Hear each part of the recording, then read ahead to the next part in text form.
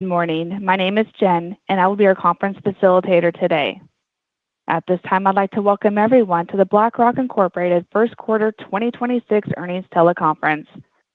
Our host for today's call will be Chairman and Chief Executive Officer, Laurence D. Fink, Chief Financial Officer, Martin S. Small, President Robert S. Kapito, and General Counsel, Christopher J. Meade. All lines have been placed on mute to prevent any background noise. After the speaker's remarks, there will be a question-and-answer period. If you'd like to ask a question during this time, simply press star, then the number 1 on your telephone keypad. If you'd like to withdraw your question, please press star 2. Thank you. Mr. Meade, you may begin your conference. Good morning, everyone. I'm Chris Meade, the General Counsel of BlackRock. Before we begin, I'd like to remind you that during the course of this call, we may make a number of forward-looking statements. We call your attention to the fact that BlackRock's actual results may, of course, differ from these statements.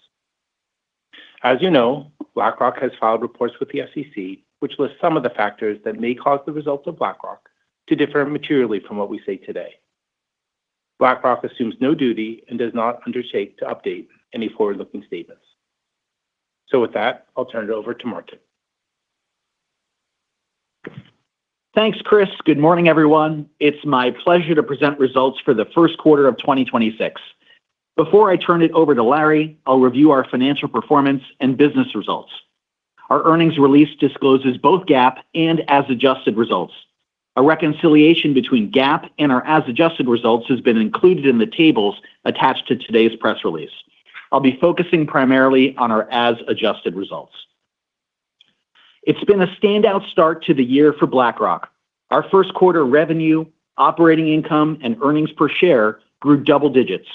We expanded margins by over 100 basis points, and we delivered 8% organic base fee growth. That's our 7th consecutive quarter at or above 5%, bringing the last 12 months organic base fee growth to 10%. What's driving that performance is deep engagement with clients. We're providing advice, insights, and access across the whole portfolio, allowing clients to efficiently implement both long-term strategic asset allocation moves and tactical exposures to navigate near-term themes and markets. These higher velocity markets bring clients closer to our firm. BlackRock is winning mind share and wallet share, reflected in $130 billion of net inflows in the first quarter.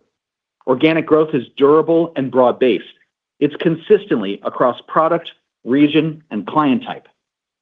Firms we brought together deliberately are now compounding even faster in our results and with our clients. You see it across the BlackRock portfolio. Aperio flows accelerating as advisors bring tax-aware direct indexing into the core of accounts. iShares leading the industry across active and index. Infrastructure fundraising and deployment ahead of plan. The first quarter of 2026 unfolded in a more volatile market environment. Markets showed heightened sensitivity to incremental economic data, with volatility rising across rates, equities, and currencies. There is real impactful geopolitical uncertainty. There's both excitement and anxiety about how artificial intelligence will impact day-to-day lives and business models. As capital reallocates and assumptions are challenged, markets can feel unsettled even when underlying fundamentals are sound. That dynamic is evident today. While headlines and sentiment remain uneven, BlackRock's performance tells a very different story. Our fundamentals are strong. Organic base fee growth remains well above target, and margin expansion continues to reflect the operating leverage built into our model. Momentum across our business continues to accelerate. That momentum is rooted in clients wanting to partner with scaled, trusted platforms, and they're consolidating more of their portfolios with BlackRock. Turning to our financial results. First quarter revenue of $6.7 billion increased 27% year-over-year, driven by organic growth, the impact of higher markets on average AUM, the acquisitions of HPS and Preqin, and higher technology services and subscription revenue. Operating income of $2.7 billion was up 31%, and earnings per share of $12.53 was 11% higher versus a year ago. EPS also reflected lower non-operating income, a higher effective tax rate, and higher share count in the current quarter linked to the closing of the HPS transaction on July 1st, 2025. Non-operating results for the quarter included $66 million of net investment gains, driven primarily by equity method earnings and non-cash valuation gains in our minority investments. Our as-adjusted tax rate for the first quarter was approximately 23%. This reflected $57 million of discrete tax benefits related to stock-based compensation awards that vest in the first quarter of each year. We continue to estimate that 25% is a reasonable projected tax run rate for the remainder of 2026. The actual effective tax rate may differ because of non-recurring or discrete items or potential changes in tax legislation.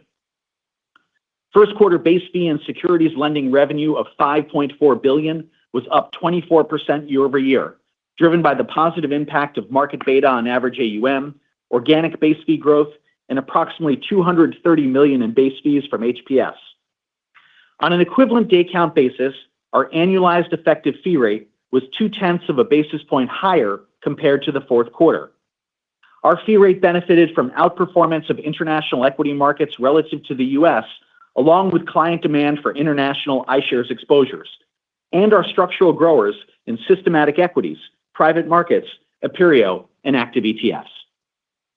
Performance fees of $272 million increased from a year ago, reflecting higher revenue from alternatives, which includes $121 million in performance fees from HPS.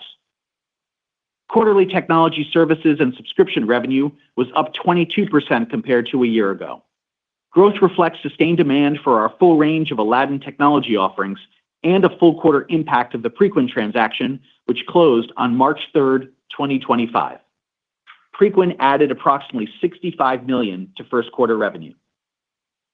Annual contract value, or ACV, increased 14% year-over-year. We remain committed to low to mid-teens ACV growth over the long term. Total expense increased 24% year-over-year, reflecting higher compensation, sales asset and account expense, and G&A. Employee compensation and benefit expense was up 27%, reflecting higher incentive compensation linked to higher operating income and performance fees, and higher headcount associated with the onboarding of HPS and Preqin employees. Sales asset and account expense increased 25% compared to a year ago, primarily driven by higher distribution and servicing costs and direct fund expense. G&A expense increased 14%, primarily driven by the impact of the HPS and Preqin acquisitions. Excluding the impact of the HPS and Preqin acquisitions, G&A would have increased a mid-single-digit percentage from a year ago. Our first quarter as-adjusted operating margin of 44.5% was up 130 basis points from a year ago, reflecting the positive impact of markets on revenue and strong organic base fee growth. We continue to deliver higher margin expansion on recurring fee-related earnings. Excluding the impact of all performance fees and related compensation, our adjusted operating margin for the first quarter would have been 45.6%, up 180 basis points year-over-year. We repurchased $450 million worth of shares in the first quarter.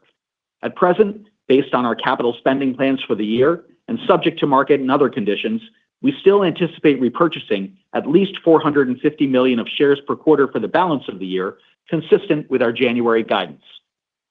In the first quarter, BlackRock generated total net inflows of $130 billion, led by strength across ETFs, active, and private markets. Record first quarter ETF net inflows of $132 billion were led by index bond ETFs, with $41 billion of net inflows. Precision exposures, core equity, and active ETFs added $39 billion, $32 billion, and $19 billion respectively. Client demand for international diversification presents meaningful upside for BlackRock, particularly in areas like emerging markets and precision single country allocations. This demand for premium exposures that are specific to iShares resulted in double-digit organic base fee growth for ETFs in the quarter. Retail net inflows of $15 billion reflected continued strength in our systematic liquid alternatives, active fixed income, and evergreen private markets offerings. Subscriptions for HPS's flagship non-traded BDC continue, with approximately $150 million of subscriptions for the April window. Demand for Aperio and SpiderRock is also accelerating, as financial advisors turn to these platforms for customized and tax-aware strategies. Aperio generated a record $13 billion of net inflows, and SpiderRock added over $1 billion in the quarter. Aperio's AUM has more than tripled, and SpiderRock's AUM has more than doubled in the 5 and 2 years since their respective closings. Institutional active net inflows were $24 billion, driven by our LifePath target date franchise, private markets, and systematic strategies. These inflows were partially offset by a few client-specific active fixed income redemptions. Institutional index net outflows of $35 billion were concentrated in low-fee index equities. In private markets, we continue to see strong momentum supported by investment performance, differentiated deal flow, and the breadth of our client relationships. We saw an aggregate $9 billion of net inflows led by private credit and infrastructure and primarily driven by deployment activity. Finally, BlackRock's cash management platform saw $6 billion of net outflows in the first quarter. Cash management results reflected seasonal redemptions from U.S. government funds, partially offset by growth in customized cash mandates. BlackRock's at its best helping clients navigate intense periods of transformation across industries, markets, and geopolitics. Capital's moving. Wealth management platforms, institutions, consultants, they're evaluating their providers of asset management services. Our whole portfolio model has a proven track record of capturing momentum and gaining share in these environments. BlackRock is simultaneously a leading public markets manager, a scaled private markets platform, and a global technology company. That's not something that can be replicated overnight. Our clients know it. Our results prove it. We generated 8% organic base fee growth in the quarter and 10% over the last 12 months.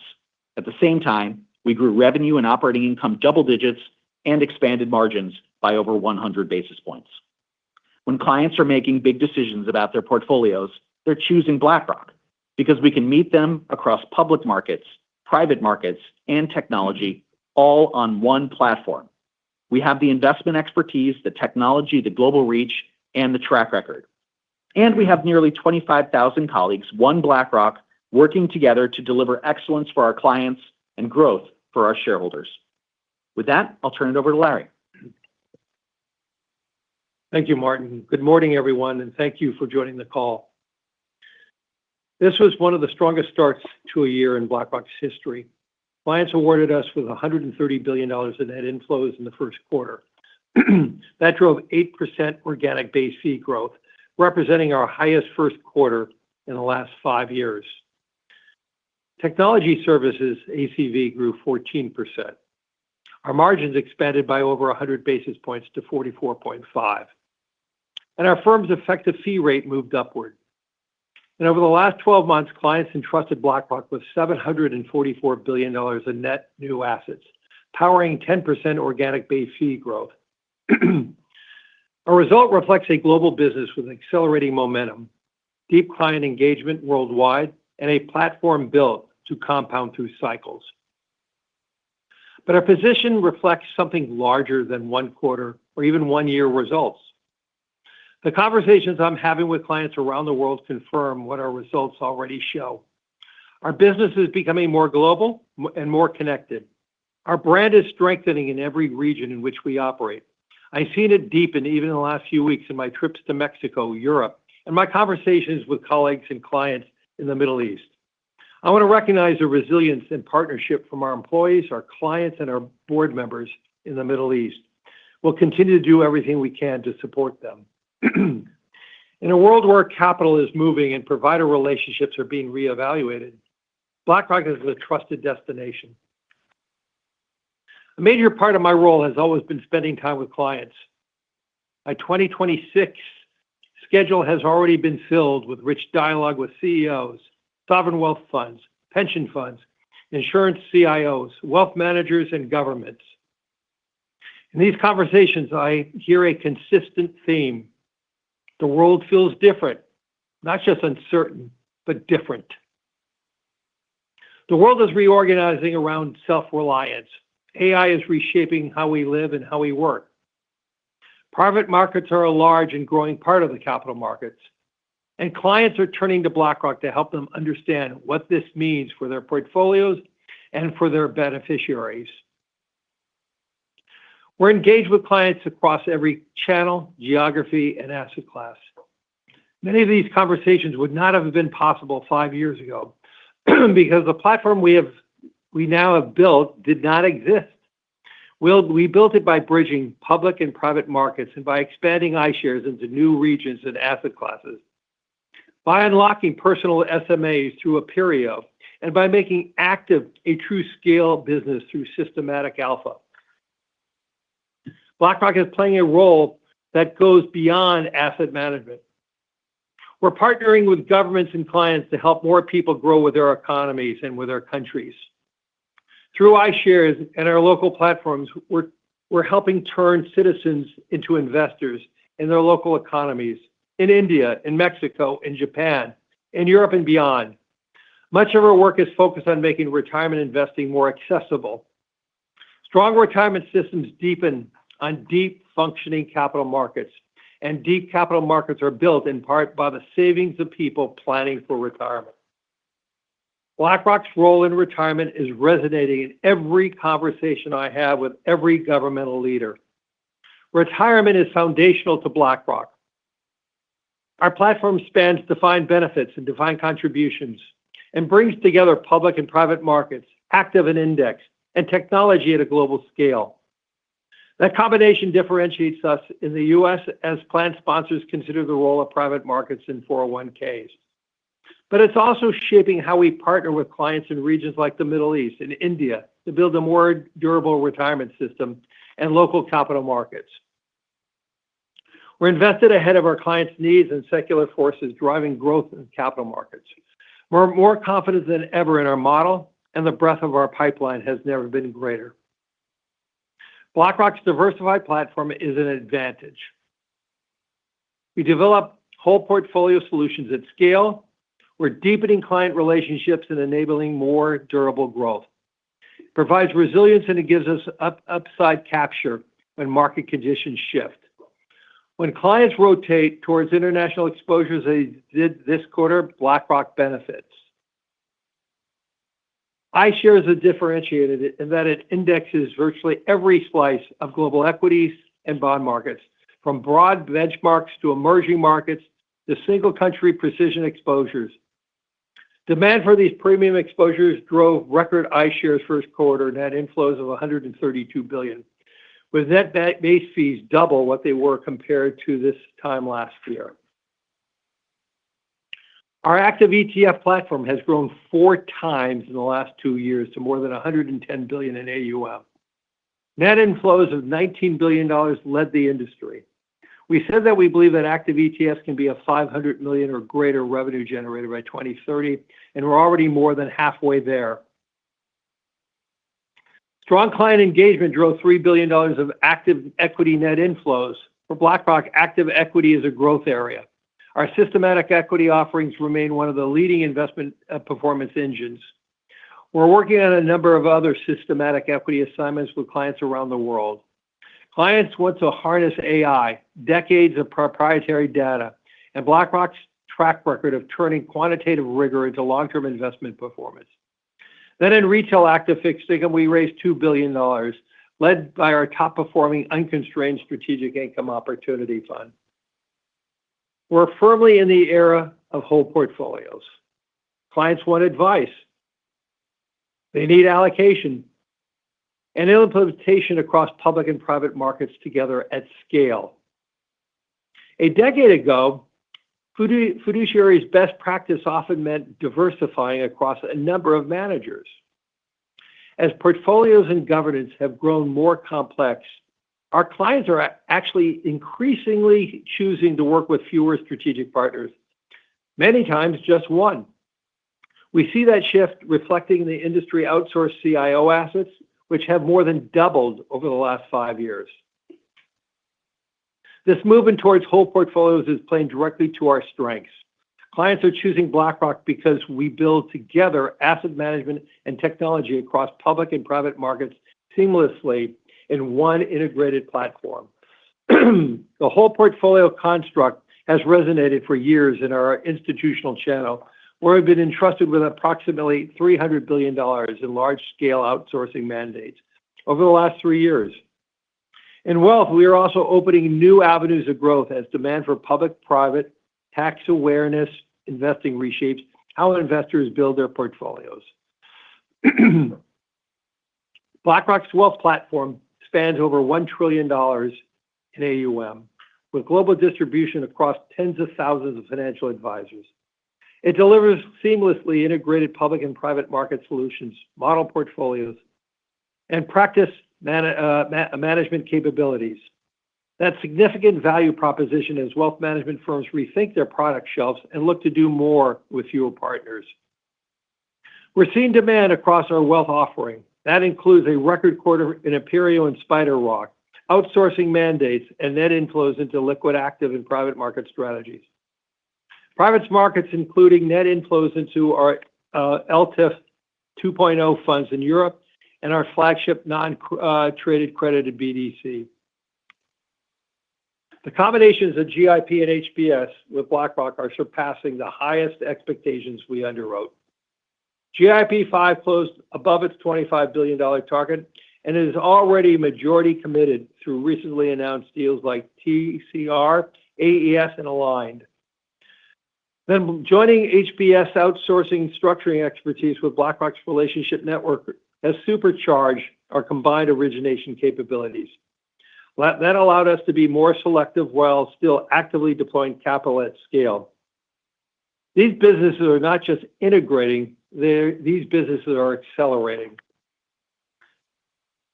There's been a lot of attention on private credit, but the headlines do not reflect what clients are telling us, what our portfolio data shows, or where we see the market going.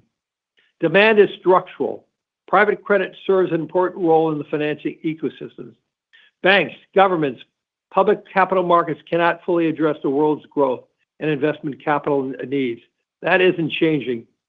Much of the focus on wealth vehicles like BDCs, interval funds, and tender funds. But these funds, make up around $550 billion in AUM, or about 25% of the $2.2 trillion private credit industry. Actually, institutional demand is accelerating. They're increasing allocation to private credit as wider spreads are enhancing return potential, and defaults, while normalizing, are still within historical standards. Private credit has historically offered asset level yields that are approximately 150 basis points higher than comparable rated traditional fixed income. New activity levels have been somewhat lower in the first quarter, which is partially seasonal and reflects related to market uncertainty. But new regular way direct lending opportunities are being quoted 25 to 50 basis points wider than where the market was in the fourth quarter, with select opportunities over 100 basis points wider. Periods of market disallocation are when private credit investment opportunities are most compelling. BlackRock's private financing solution platform benefited from a balanced and diversified client base across investor types and geographies. We have particularly strong representation among insurance companies and pensions, as well as sovereign wealth funds and private market relationships. About 85% of private financing solution investor base is institutional focus, leading to greater capital durability across market cycles. This enables us to remain active investors across market environments, which should ultimately lead to better long-term risk-adjusted returns. Over the last 5 to 7 years, relatively benign credit markets have lifted all boats. As the overall market environment becomes more complex, we expect to see much more dispersion in performance among private credit managers. That's an environment we like to compete in. We believe that HPS's strong underwriting discipline and its proactive risk management will compare favorably and ultimately will result in differentiated returns and share gains. Private credit has scaled rapidly, and the risk management infrastructure to support it has not kept pace. That is a meaningful opportunity for Aladdin. We already have a comprehensive public-private workflow and data offering through Aladdin, eFront, and Preqin. We're positioning BlackRock and Aladdin to be the language of private credit portfolios for transparency and for risk analytics. We believe that the combination of Preqin and eFront data represents the broadest universal available in the markets. Aladdin's value as an enterprise-wide operating system is only amplified in a world with more need for real-time, verified data on one single platform. We have visibility on strong future fundraising and deployment across multiple dimensions of our private credit platform. Institutional client demand for private credit continues to grow, particularly with insurance companies. This quarter, we signed a multi-billion-dollar rotation into a high-grade private credit from an existing insurance client. This will drive revenue growth as it's deployed over future quarters. We have a multi-billion notified insurance pipeline for a similar mandate. Fundraising in HPS's junior capital strategy is tracking well. And we saw approximately $150 million in HLEND April subscriptions. BlackRock is at the forefront of innovation and advocacy in retirement. That includes reimagining how people save and spend across longer lives. It's working with plan sponsors and policymakers to deliver better retirement outcomes. The Department of Labor's proposed rule is a major development towards a framework to include private assets and target date funds. BlackRock will be at the forefront of this opportunity. We have a $600 billion LifePath target date franchise where we saw $15 billion of net inflows in the quarter. That included a $4 billion into LifePath Dynamic, our active solution. Our LifePath Dynamic range is well positioned to eventually include private markets exposure along public equities and fixed income. As private assets potentially enter the defined contribution market, plan sponsors need to partner with a target date history, long-term track record, private market scale, and technology and data to satisfy their fiduciary oversight. BlackRock delivers on every one of those points. We have our leading DCIO business, a top 5 alternatives platform, a public and private technology and data platform. The DOL's proposed rule is clear that fiduciary standards will demand rigorous data and performance benchmarking for private assets. It reinforces what we've been saying all along. Plan fiduciaries will need institutional-grade data and performance benchmarks to make defensible allocation decisions. That's exactly what Preqin provides, and our leadership in target date, private markets investing, and data clearly differentiates BlackRock with all our plan sponsors. This has been one of our strongest starts in BlackRock's history. It's not that we were benefiting from a favorable moment.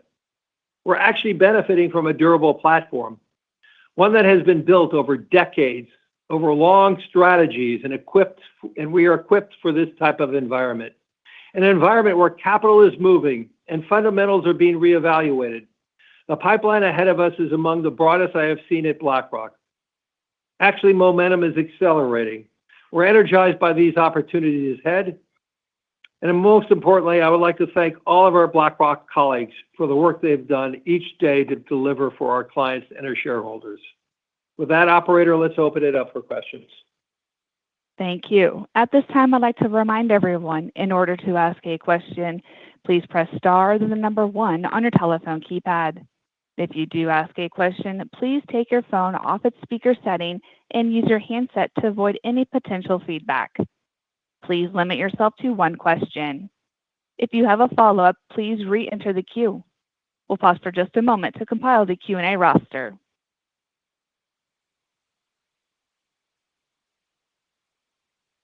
Your first question comes from Michael Cyprys of Morgan Stanley. Hi, Michael. Good morning. Hey, good morning. Thanks for taking the question. I wanted to ask about the wealth channel penetration. I was hoping you could update us on the progress penetrating U.S.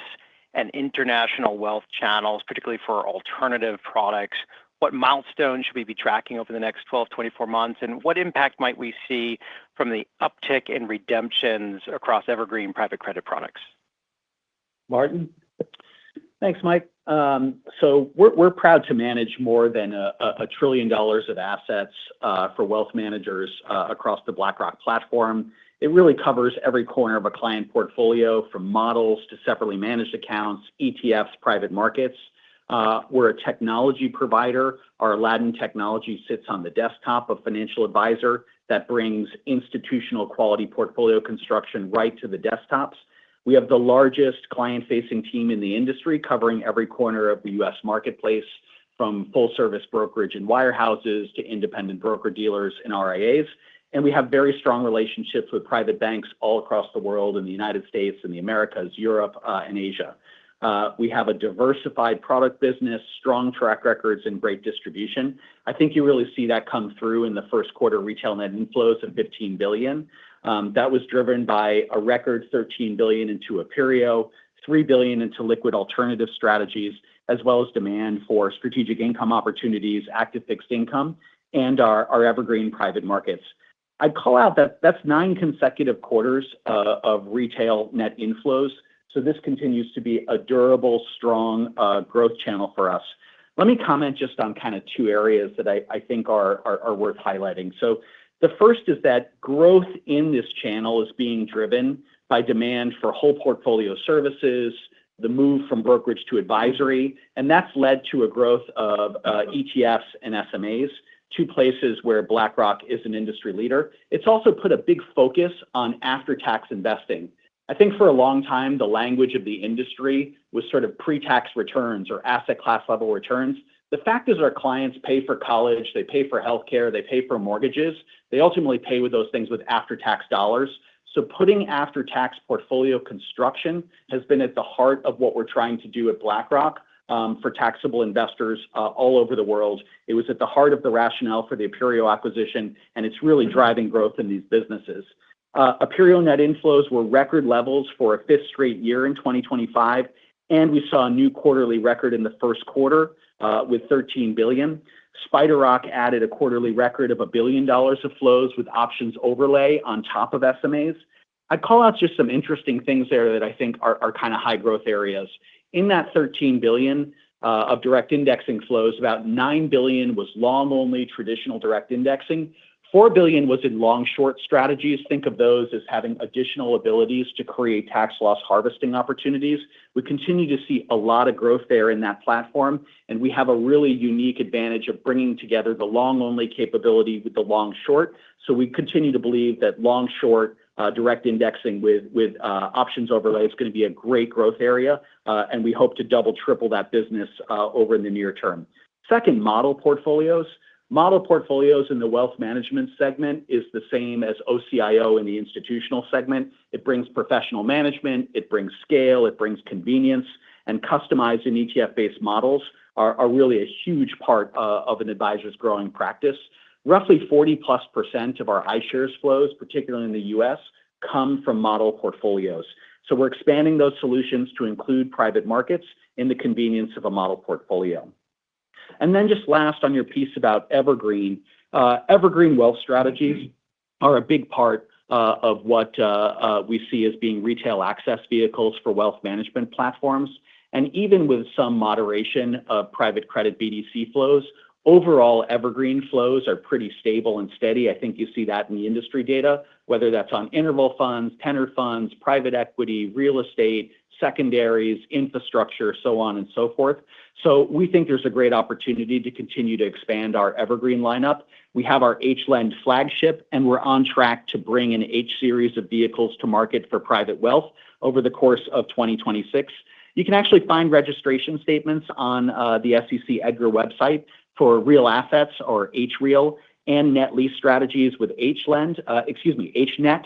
And we launched HLend E in Europe. And we're bringing a new GIP Core Infrastructure Fund to market in Europe as well, which we think will be a great jumping off point for private wealth. So we have a lot of ways to grow in wealth. We continue to be really optimistic about our opportunities there in ETFs, SMAs, liquid alts, private markets, as well as Aladdin Wealth and models. So we look forward to keeping you updated on our progress there. Your next question comes from Craig Siegenthaler with Bank of America. Good morning, Craig.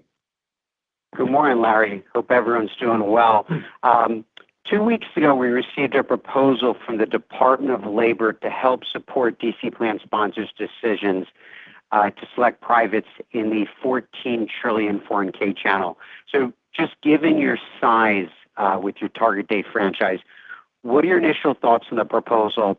And also, any thoughts on if you could launch a new series of target date strategies or use your existing strategies and just have a privates allocation? Let me have Martin start with that, then I'll finish it up. But let me just say one thing importantly. Every country that we are talking to are refocusing on how can they expand their capital markets through retirement. And they're seeing as retirement as an incredible, important component. And when you think about more and more countries are focusing on how to become more self-reliant, whether that's in a form of technology or energy, there is more and more conversation about being more self-reliant on their own fundraising needs. And to do that is to move money from bank accounts into investable assets. And so retirement is a conversation where every country. Let me turn it to Martin specifically with the DOL question. Thanks, Larry, and thanks, Craig. So we're really energized by this activity that we've seen from policymakers, consultants, plan sponsors. As I've said before, I've been doing this for 20 plus years. We've seen more advancements on private markets to 401k in the last 12 months than in the last 20 years. I would really applaud the leadership team at the Department of Labor for huge engagement with the industry, with the trade associations, with consultants, with plan sponsors, with companies. They've really sweated the details. And I think the notice to proposed rule that the department released, to be honest, is better than we expected it to be and really paves the way, I think, for healthy engagement in this comment period about opportunities to make this even more compelling for plan fiduciaries. And most importantly, to deliver diversified, professionally managed portfolios that put together public and private markets for long-dated retirement portfolios. More than half the assets that we manage at BlackRock are related to retirement. As Larry mentioned in his remarks, we're the number one DCIO firm with over $600 billion in target date funds, and we're a top 5 private markets manager. So we see a great opportunity to really deliver for clients here. If you look at the Department of Labor notice to proposed rulemaking, it sort of goes through and emphasizes ERISA and a process-based review of 6 factors: performance, fees and expenses, liquidity, valuation, benchmarking, and complexity.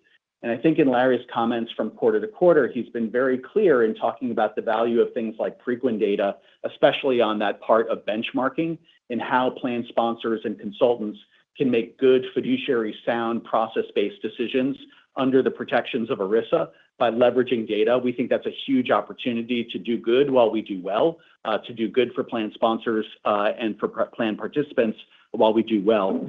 Second, we think kind of delivering performance, value for money, liquidity, sound valuation, doing that in a target date fund, delivering these exposures in a target date fund, we think is the best way to do it for DC plans. If you look at inflows into 401k, they almost all come through QDIA, which is target date funds, balanced funds, and managed accounts that look like those things. So ultimately, we think that as and when the new DOL rule takes hold, we believe that a broader range of target date funds are really going to benefit from the diversification of private markets in a professionally managed vehicle that has fiduciary sound decision making. We have our product coming to market with Great Gray this year. We're going to be launching a life path with privates, all of which is to try to build a track record so that plan sponsors and consultants can get more comfortable with these structures as the DOL rule hopefully takes hold towards the back half of the year and we get really running in 2027. I would just add another macro view. I think it's, if we are going to really excel as a country, but across all countries, the need for more citizens to grow with our country by utilizing savings and translating that into investing and have a complete range of investable products, whether they're passive or active, public or private, I think is very, very important. And this is the type of conversations we're having across the spectrum of countries and opportunities. I think there's a huge awakening of understanding the power of retirement and the power of retirement that flows through the capital markets. And so this is not just a U.S. phenomenon, but it's a phenomenon that is being discussed in all the corners throughout the world. Your next question comes from Alex Blostein of Goldman Sachs. Good morning, Alex. Hi, Larry. Good morning. I wanted to ask you guys a little bit of a bigger picture question. So you mentioned in your prepared remarks that in prior periods of dislocation, BlackRock tends to gain share. We've seen it in multiple cycles when there's more money in motion. Does that happen again this time around? And if so, I was hoping you could add a little more specificity in terms of which products or which asset classes BlackRock is best positioned to gain share if, in fact, we do see more money in motion on the back of all of this, and ultimately implications for the firm's organic basic growth over the next 12 to 18 months. Thanks.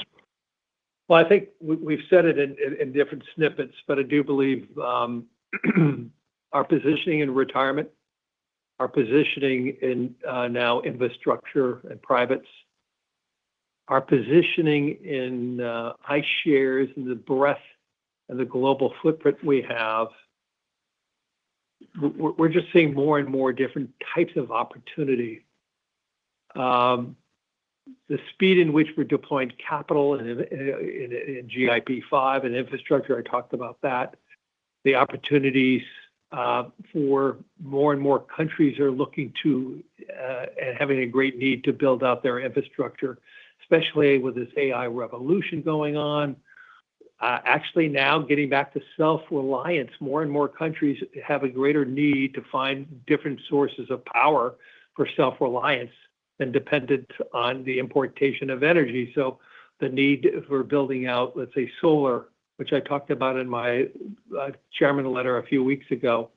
But I do believe it's our positioning across ETFs, the scale of our ETFs, the granularity of our ETFs, which are unmatched by any other ETF provider, and then just the entire footprint allows us to have these different types of conversations globally.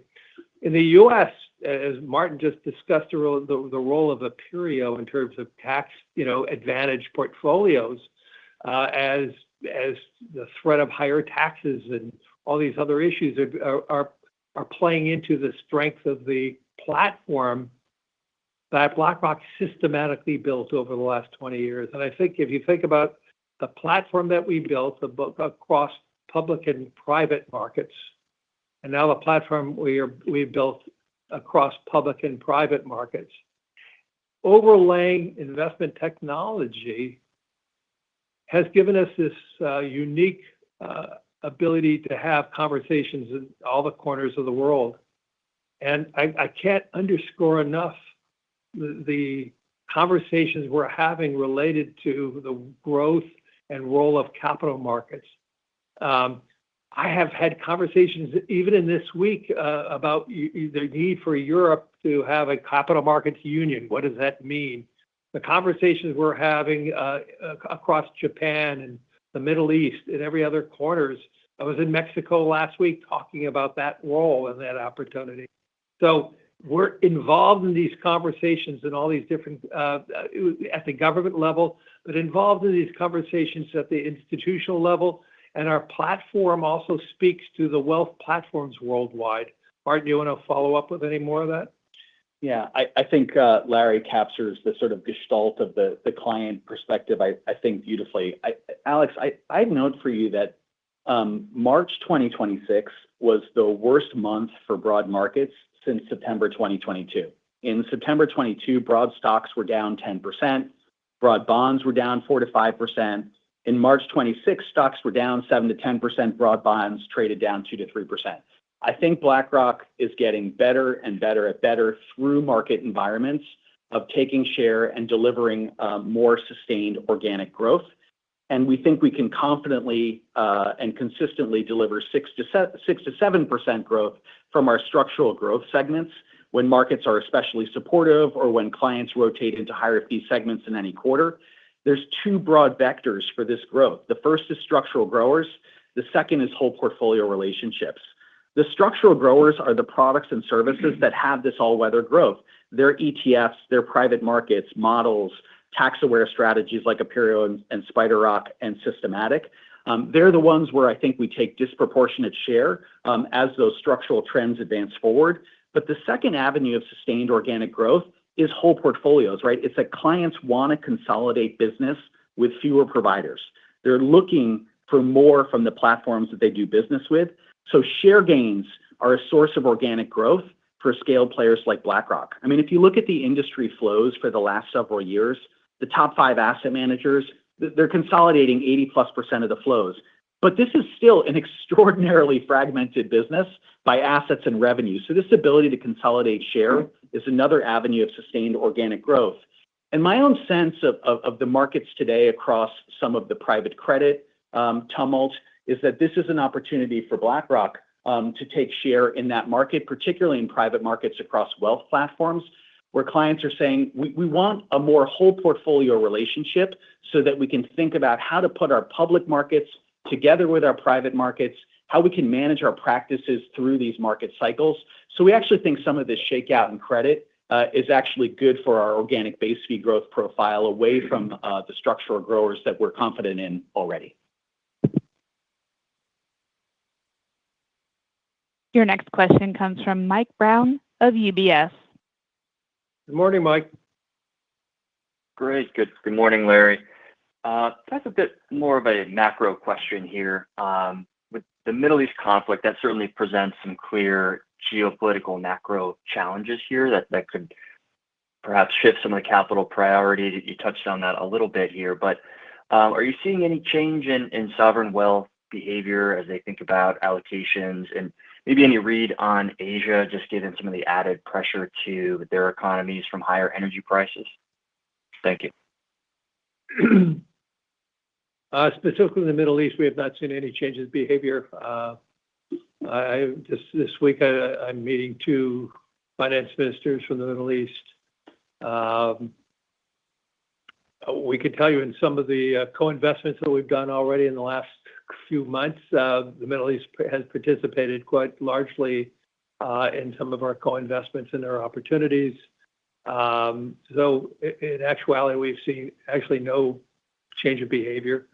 Well, we have an announcement that's forthcoming in the next week or so related to a retirement win we have in the Middle East. So actually, very little behavior change, but our dialogues are probably a little more constant, a little more talking about how should they play all this and what should they do. But at this moment, we have not seen any withdrawals from sovereign funds to the treasuries of these countries. If anything, I think the money is still continuing to flow into their own individual sovereign funds, but their investment behavior has not changed. Now, obviously, things could change if there's a prolonged uncertainty and a prolonged violence in the region. So, on that note, we are working closely with our friends, our employees, everybody who is affected by this conflict. So we have spent a lot of time there. We've been working with our employees. Over the course of the last year, we've built out our offices in almost every country in the Middle East. And so and with the idea that we see huge opportunities, we are continuing to build out those offices. Obviously, there is stress around that at the moment related to the conflict, but we see no behavior changes at all. And in fact, they're probably they're articulating, I would say, more opportunities, not less opportunities at this moment. Related to any places in the world where higher energy costs is a tax, as I said earlier, we were witnessing in some places where the increase in energy costs are being absorbed by governments. And that's happening in parts of Europe already and also in Asia. All that means is, the deficits are probably to be rising, or a need to do, as they build out infrastructure, a need for more public-private is more realistic. And so I would argue this all presents bigger and better opportunities across the board. That being said, we don't have any insight as to how and when this conflict will end. But we are in constant dialogue with our partners and our friends in the Middle East. We probably have had more client calls more calls with leadership and governments than ever before. And we need to be making sure that we're staying in front of our clients and remain a trusted partner. And I think the evidence speaks quite loudly that we are one of their key trusted partners. Your next question comes from Brian Bedell of Deutsche Bank. Oh, great. Hey, Thanks. Brian. Good morning. Hey, good morning. Good morning. How's everyone doing? Think well. Excellent. Question on maybe a two-parter, one for Martin and then one for Larry. But it's around organic base fee growth and scaling that. So beta has always been your best sort of incremental margin opportunity. But as you grow the organic base fee growth faster, do you see a better ability to scale that over time? And are you seeing more demand from outside the U.S.? Like you said, there was an incremental shift towards non-U.S. Are you seeing that continuing? And then if you could just comment on the nice expansion in the base fee rate, but if you can comment on what you're seeing as the exit base fee rate for the quarter. I don't think I heard that. Let's turn that to Martin. Thanks, Brian. Hope you're well. So maybe I'll start just on kind of margin. We continue to deliver industry-leading margins over the cycle. And as I laid out at 2025 Investor Day, we continue to target a 45% or greater adjusted operating margin, with our margin on recurring fee-related earnings running higher. We expanded both operating and recurring FRE margins by over 100 basis points this quarter. We did that we're in an environment where AUM actually finished on a spot basis lower than average. Our operating margin for the quarter was 44.5%, while the margin ex performance fees and related comp was 45.6%. I guess on the forward, what I'd say is we've run BlackRock at margins north of 45% before. We've run them close to 47% back in 2021. And we did that at a time when we didn't have a large-scale private markets franchise. Now we've added these engines of infrastructure and alternative credit with our colleagues from GIP and HPS. Both of those franchises were north of 50% FRE margins when they joined BlackRock. So I think we can ultimately do two things. Over time, we'll see the margin on fee recurring earnings driving upwards towards the trajectory of what I'd say is the best-in-class private markets names, north of 50%. We think we can do that through the acquired businesses, but we also have these highly scaled franchises in ETFs, in digital assets, and systematic equities that can help propel FRE margins higher. And then second, with constructive markets, with a higher fee rate on flows, which we've been driving, and strong organic growth, we can pull the fully burdened operating margin of the company up as well. And as I said, we've run the company at 47%, so I don't see 45 or 46 as a ceiling. As you mentioned, we had 8% annualized organic base fee growth in the quarter, 10% over the last 12 months. That's 7 consecutive quarters over 5%.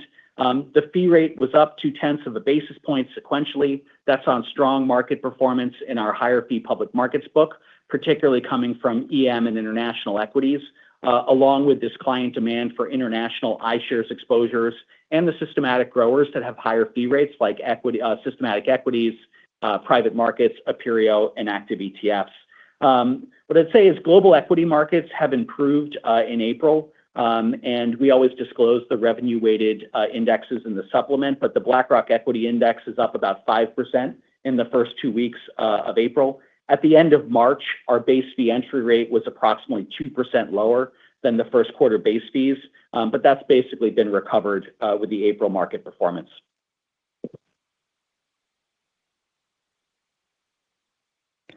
Your next question comes from Dan Fannon of Jefferies. Good morning, Dan.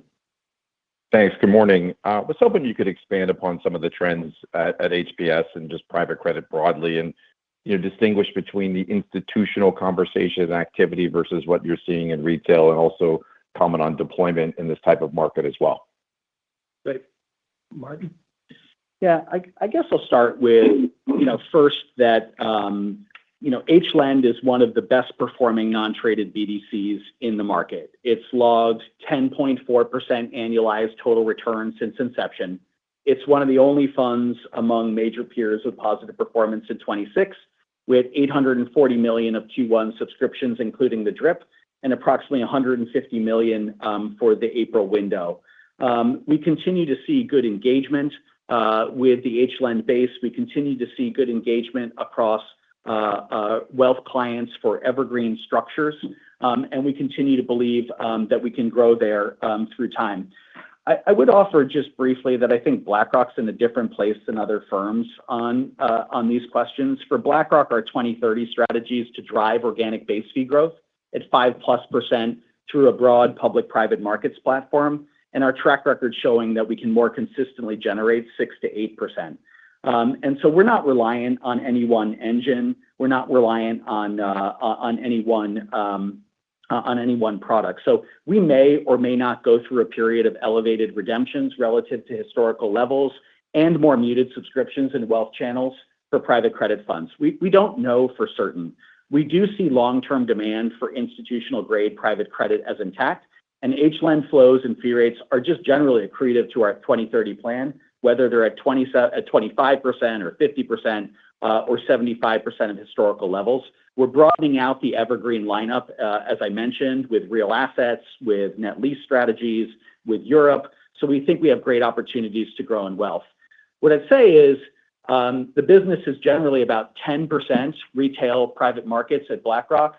So call it 85 to 90% of the base is institutional. And there we've actually seen strong demand. If anything, with some of the retail pullback, we've seen stronger institutional fundraising, stronger institutional deployment, and some of the spreads that we see today in direct lending and asset-based finance are some of the most attractive on this market pullback. So we generally are very constructive on institutional fundraising in and around private credit strategies.